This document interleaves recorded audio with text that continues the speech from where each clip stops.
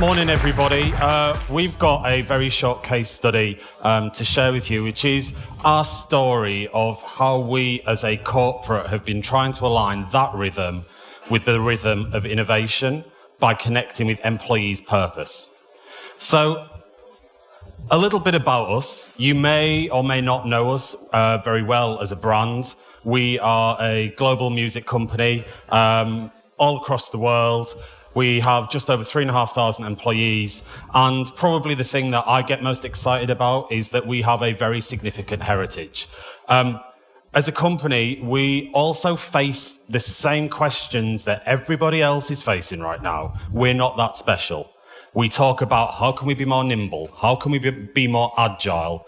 The war for talent continues. It gets ever harder. We're being disrupted by people that we never thought would disrupt us. So we deal with that and get asked those questions every day. But there's probably also some things specific to music right now.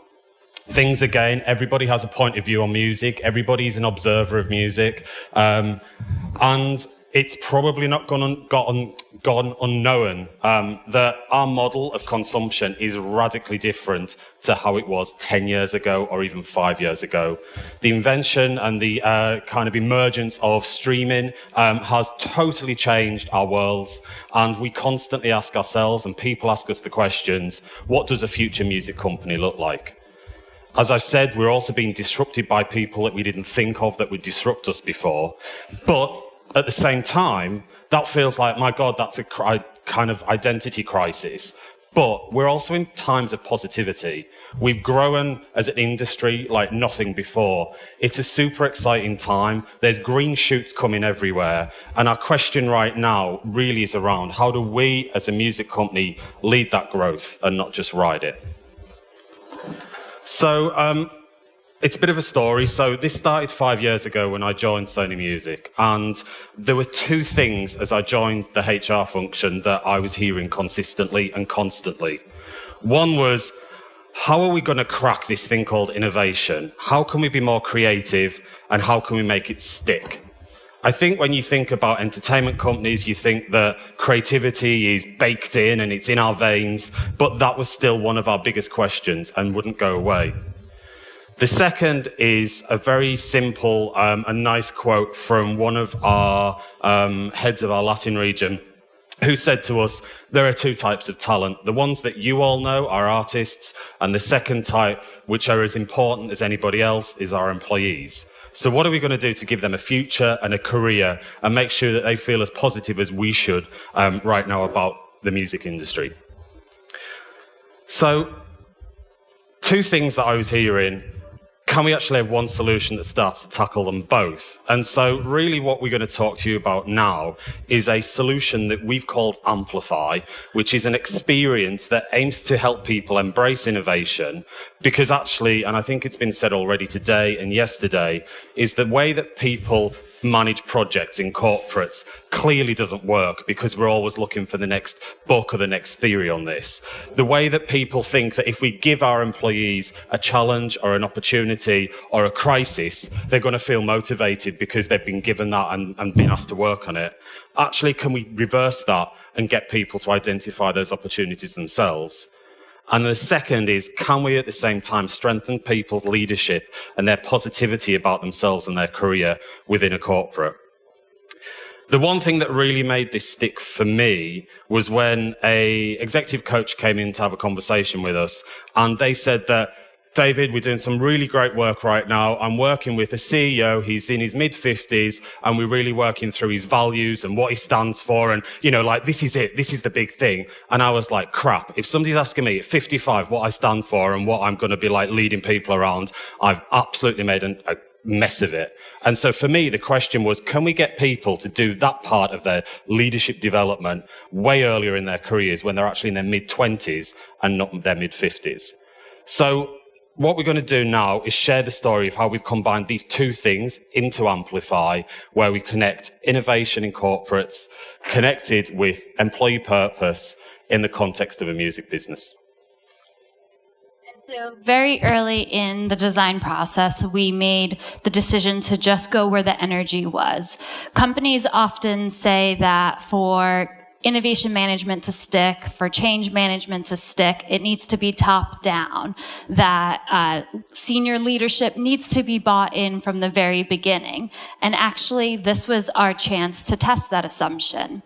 Looking around Sony Music, it was so easy for us to spot the change makers that were already embracing innovation and already looking to strengthen their own personal brand. And it wasn't always necessarily those leading from the top. It was actually the talented people early in their career that really wanted to influence the direction of record companies in the music industry.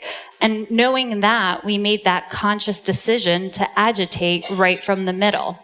So we asked our HR partners all around the world, who are those top performers that have the ability to do more? Interestingly enough, as we've heard many a times, entrepreneurs are everywhere. They came from marketing and sales to finance and operations. They also came from every part of our global business, everywhere from North America to Latin Iberia, from Europe, Africa to Asia Pacific.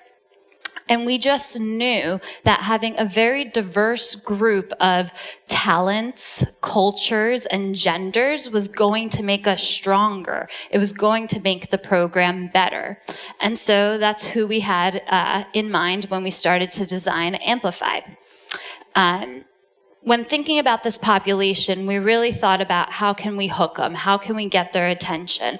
And really, it came down to the point of experimentation. So this is our formula for Amplify, all anchored around experimentation. The top half captures how do we out-innovate and outmaneuver our competition. And we did that by asking delegates, how do you run business experiments that move the business forward? The bottom half captures how we optimize personal and team performance. And we did that by asking delegates to really explore their self-awareness and experiment with who they are as a leader and who they want to be and how people should experience them. The interesting thing is that the top half and the bottom half for our program was done in equal measure. One was not more important than the other. And these 4 pillars stayed consistently the same for all 4 years that we've been running Amplify. Interestingly enough, though, the content and the message that we used to deliver this program year over year changed. It iterated.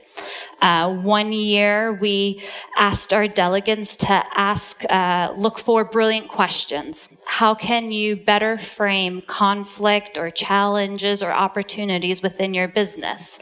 But actually, we realized that through that exercise, we were emphasizing the wrong thing for this population.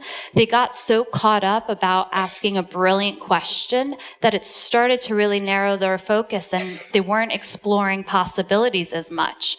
The next year, we then asked them to forget that, think big, think to the third horizon of growth, think 10x. And actually what we got was something at the end that the business couldn't handle. Our business needed something a little bit easier to grasp in order for it to stick. And so where we've gotten to most recently, the essence of the program is really based around what do you need to do and who do you need to become in order to lead the future of Sony Music.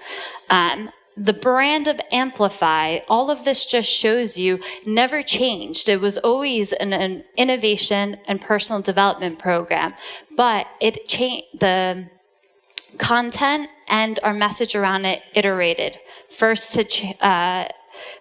in terms of us learning from ourselves, but also us learning what messages the business needed to hear back, and that is really important.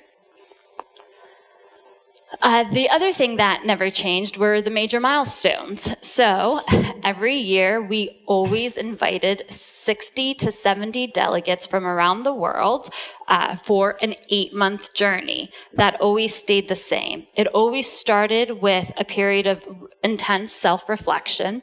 There was always a global residential week in London. There was always a period of activation around those business experiments that we asked them to run. And there was always always an opportunity for them to showcase their learnings at the end to executives. All those things stayed the same. What's interesting is that 70 to some people might feel like rather large for a single cohort to go on one training program together. But actually, that scale brings me back to the point that to be lean is actually to be efficient. And that scale gave us the opportunity for the program to feel global. It gave us the opportunity for the program to touch each of the 4 operating units within our business. And it gave us the opportunity to be cost effective. And that was really important. And that's why we jumped right in with that kind of scale. So when they got started, in order to get ready for the lean startup, we asked them to prepare to explore. There was a 2-month individual journey where we focused on 2 things. The first was predominantly around what fires you up. What are the opportunities that you see in the business for things to be different? What are the frustrations and challenges from your point of view? And this has nothing to do with what your business is meant to be delivering in the next 12 months. This has nothing to do with what your boss wants you to deliver that quarter. Instead, it's what is driving you in terms of something you would love to tackle. The second thing that we ask them to do individually is to start that self-awareness journey. And what we did there was we guided their reflection around purpose. What is it that energizes them? What is it that motivates them? How do they derive meaning and fulfillment when they get up and go to work each day? And that was a really important conversation to start. But that's nice to talk about. We actually just went for the jugular, and we assigned them an emotional intelligence coach. We assigned them someone to actually look at what does it mean, what's happening here and here when I think about standing up and leading innovation. So there was a very powerful psychometric that we used. It really then forced delegates to explore what self-awareness and leading others was like. Interestingly enough, from the very start, what delegates always saw was that that journey was going to be challenging, but it was also going to be personalized to them. It set the tone for experimentation and exploration, but it also called to the fact that in order for innovation to happen, it takes a certain amount of personal leadership and personal strength. Cool. The second major milestone of the experience was something that we termed Explore Week. This was such a key component for us to really help people form habits, because that's ultimately what we were asking them to do through Amplify, was form new habits that they just never had the chance to play with and kind of test. So Explore Week is a global face-to-face boot camp style experience where we brought them together to develop networks, but most importantly to energize, inspire, and give them confidence to play with new tools. And those new tools are the things that this whole conference is all about. It was about lean startup. So we take them from identifying the opportunity that Teresa's just mentioned that could have been an individual opportunity, a business level, an industry level, or in some cases what we've seen at a society level. And then really it was around giving them the tools of divergent thinking, rewiring their brains to think of new ways and new solutions that wasn't the old brainstorming that we all dread when we go into corporate life. The other part was then passing that through into things like the MVP process. So getting them to understand that actually none of this was around asking for millions of dollars of investment. This was around doing things on the backs of napkins and going as small as they possibly could. Again, that was probably one of the hardest habits for them to develop. It's probably also worth saying that Explore Week, as we've mentioned, was in equal measure about themselves. And so throughout the week, we constantly ask questions around who they are, who they want to be, and who and how do they want to be experienced as a leader. Again, point worth noting is this is when we introduced our executives. So we said that we started from the middle, but we did bring our executives in at this point, and they had the hats of coaches, sponsors and mentors to bring them in to be exposed to the program, but in a way that wasn't threatening to them in terms of us trying to educate them. Here's a little glimpse of Explore Week. I hope. No. Can we play the video? Thanks.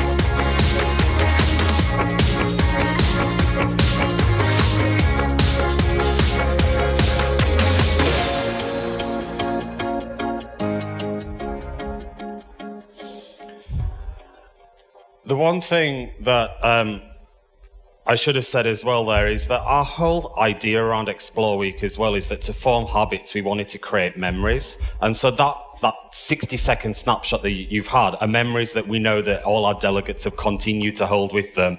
And it's that hook that when they think about, somebody's talked to me about experimentation, they go back to the time that they sat in a conservatory in the middle of central London talking about those things. So again, just as an aside, the habits were created by memories.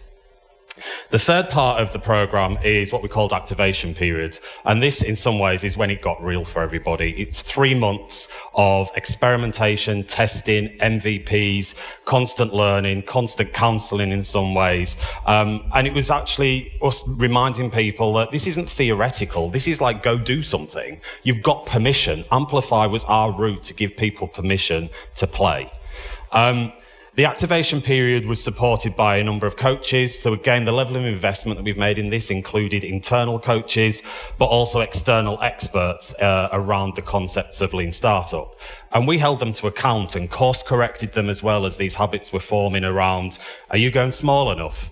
Are you learning enough? Are you actually being experienced the way that you want to be experienced right now? Activation, again, was also the point where we brought in our executives. So again, we keep bringing them in at the right times, and they coach and they mentored and they sponsored to bring the Sony music context as these experiments continued. And then probably one more thing on this piece really is we iterated the program. Teresa's mentioned that. And one of our biggest iterations was we started this 4 years ago thinking this was all about volume. The more experiments we have, the greater chance of we're going to be able to shout from the rooftops that we've cracked it and we've created the music company of the future. Actually, what we learned is the concept of a startup was creating a nice environment of being in a startup team. And so in year 3, we pivoted and we turned startup experiments into group experiments where they all got behind a common issue that they were all passionate about, and they used the power of 4 heads to actually progress the experiment much further than they could on their own.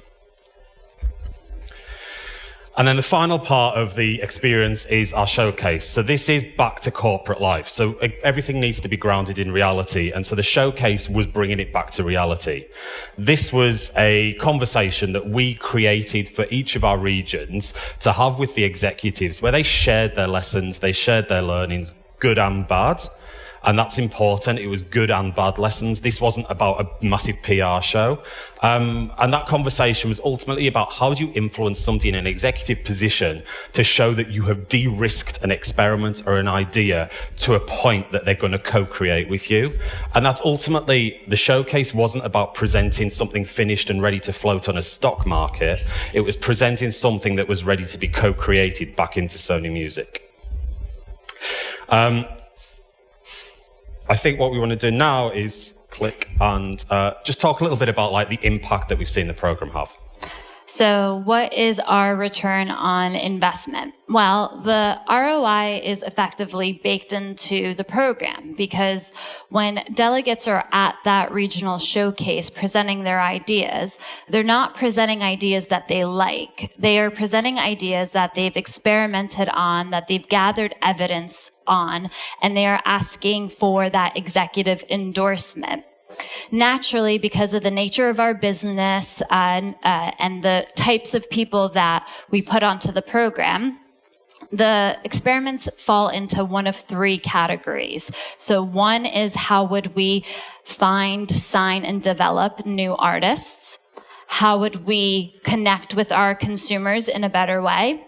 And finally, in what ways could we influence or shape or change internal ways of working in order to upgrade our final impact? Interestingly enough, I would have to say that man marking and tracking 123 experiments and all their learnings over the course of an 8-month journey is just the beginning, because you're also then tracking them analog style for every moment after that. We haven't cracked that nut yet. It is very hard to keep and man mark all these experiments as a lean team ourselves. But there are a few things that we realized will help build a success formula. And one of that has to do with the fact that when delegates present something that is gripping enough for an executive to not only endorse, but further co-create with them, all of a sudden the project idea transitions from a program outcome into an actual business venture. And that is what real success is. That is what we're aiming for. Interestingly enough, what we've also seen is that many of our most bold entrepreneurs, the ones that did not get the minimum funding requested at Showcase, still take their ideas forward. What they've done is they use that as a piece of feedback loop, and they've said, okay, great, I need to go out and get more evidence, or I need to pivot, but I need to still move forward. Because of the way the program's designed, they are that motivated and that engaged to stick with it. And while this whole process, we've learned a lot in terms of our own business, how we work, how we're getting in the way of ourselves. What's interesting is that in a forum like this, we wouldn't be able to play back all those insights. It's just not humanly possible. But one of the things I can do is take you through what were some of the more impressive or memorable experiments for me. So if I look back on the 4 years, there was a lot around artist discovery. It's really our big hook of what we're known for. And we had one Amplify delegate that actually looked at how can we better use social media data to complement talent scouts as they go out to look for emerging artists. And what the person actually did is, with minimal investment, I'm talking hundreds of pounds, they lifted a proprietary tool that was already within the business to help systematically track unsigned artists and their social media uplift. So how much are their fan bases growing over a period of time? It doesn't change the business that we're running, because we are still a creative, emotive business. But what we've done is been able to introduce this new asset in a different way. Another interesting Amplify experiment that kind of comes to mind is one where we looked at how could we get higher quality video assets without ever increasing our employee headcount. And actually the individual came up with, again, leveraging a system that already exists within the business, but using it in a new way to roll out a global quality assurance program that actually allows freelancers to try to submit new video assets in a way that checks it for clearance right away. Is it up to the specs that we need? Have they fulfilled the minimum criteria? And what that has allowed us to do is no longer reject on first submission 80% of the video assets coming into a label. All of a sudden, that time, resource, and just annoyance is cleared up.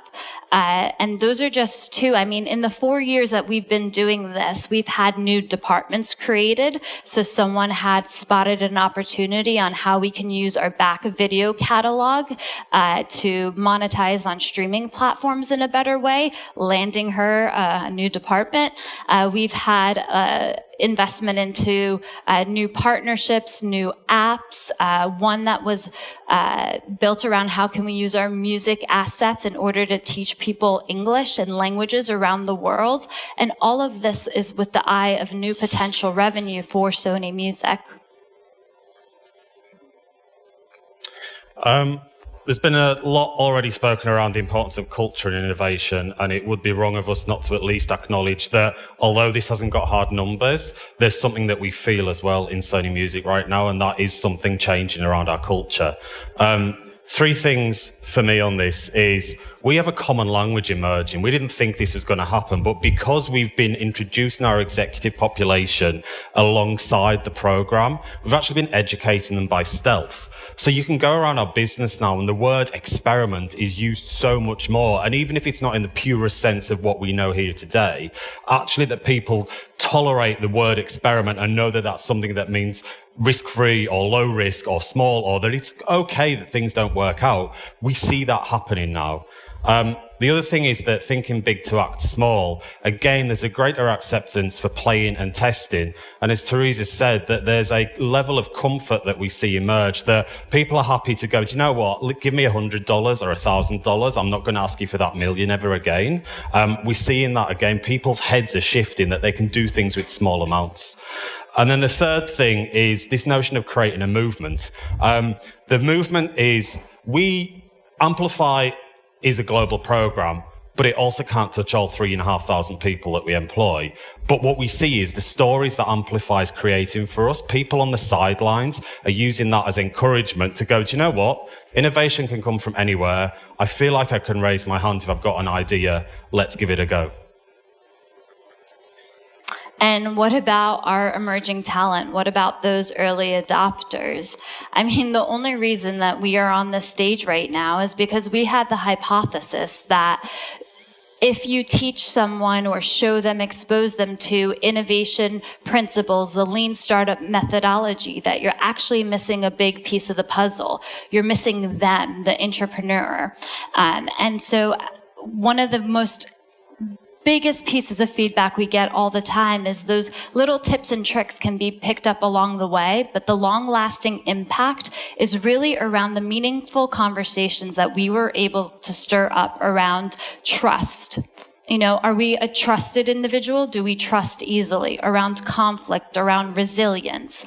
And these are the things that have made our emerging talent feel stronger and better equipped in a world of uncertainty. It is what has empowered them to lead better as a result of Amplify. Additionally, it doesn't end with the business experiment. It's a continuous loop. Our delegates go back to their desk in Bogota or Hong Kong, and they are passing on that knowledge to their teams. And we see it. We see it in the new business ventures that they're pitching to their senior management when they go back. We see it in the internal presentations that they're giving at conferences. And we see it in how they start to lead their teams in a different way when they feel so strong. And last but most importantly, I would say that Amplify has given them a connected community of fellow entrepreneurs. At the end of the day, innovation can be a very lonely process, but now here is a like-minded individual or a like-minded 262 individuals all around the world that are willing to challenge your assumptions, that are willing to prototype with you, that are willing to be in it with you because they know that you've had that shared experience of Amplify. And at the end of the day, the experiment has been ours around how can we get these individuals to go forth and amplify. So, that is our 25-minute whistle-stop tour of our kind of attempt to align corporate rhythm with innovation rhythm. But for me, three things I really just want to leave you with. You've heard them already, but we shouldn't feel ashamed to repeat them. Is for us, lean in Sony Music is not about small, it's not about cheap, but it is about efficient. We went global with this program straight away. And again, my advice would be, don't feel that lean has to be around not being big. So for me, takeaway one, lean equals efficient for us. The second is permission to experiment actually starts with the individual. It starts with you. And what we did there was connect people and make them more self-aware around what makes them tick, what gets them fired up, and where they get their passion from.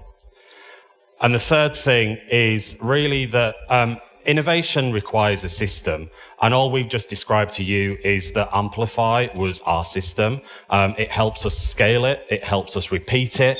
And so I know that the clock's ticking. So my question to all of you right now is, what could your system be? Thanks. Thank you. Thank you very much, David, and thank you, Teresa. My question to you guys is, after rewiring our brains, how do you get buy-in for this sort of thing in your organization? Never tell them what you're going to do. That was the strategy. There was two things that we heard. I told you that we needed to be creative and we needed to develop our people. What I presented as an idea was, hey, here's something that's going to develop their people. Everybody around the corporate life knows that these programs exist. Actually, what we baked into it, we didn't actually explain up front until they were experiencing it with us. So for me, is less is more in this case, and then they'll follow. So nice. So they were in on an experiment without ever knowing that they were in on it. Yeah. Exactly. Cut that from the tape, but yes. Yeah.